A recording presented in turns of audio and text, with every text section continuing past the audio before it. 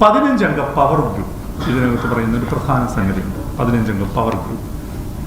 അപ്പോൾ ഈ 15 അംഗ പവർ ഗ്രൂപ്പ് എന്ന് പറയുന്നത് വളരെ സ്പെസിഫിക് ആയിട്ടുള്ള ഒരു നമ്പറാണ്.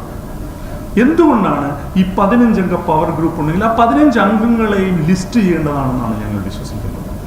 ഒരു പേര് പുറത്തു വന്നില്ലെങ്കിലും ഈ 15 അംഗ പവർ ഗ്രൂപ്പിന്റെ പേര് പുറത്തു വരണം എന്നുള്ളതാണ് ഞങ്ങൾ നിർബന്ധിക്കുന്നത്.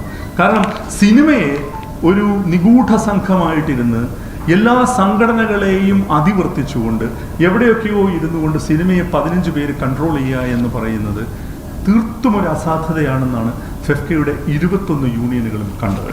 ഞങ്ങൾ മനസ്സിലാക്കുന്നത് ഈ പവർ ഗ്രൂപ്പ്, മാഫിയ തുടങ്ങിയ നരേഷൻ കമ്മിറ്റിക്ക് മുമ്പിൽ വളരെ വിദഗ്ധമായി സാക്ഷികളിൽ ചിലർ പ്ലാൻ ചെയ്തു എന്നുള്ളതാണ് ഞങ്ങൾ മനസ്സിലാക്കുന്നത്. അതിൻ്റെ ഒരു തുടർച്ച ഈ കമ്മിറ്റി റിപ്പോർട്ട് വന്നു കഴിഞ്ഞിട്ടുള്ള സംവാദങ്ങളിൽ കടന്നു പോകുന്നതായിട്ട് നിങ്ങൾക്കറിയാമല്ലോ.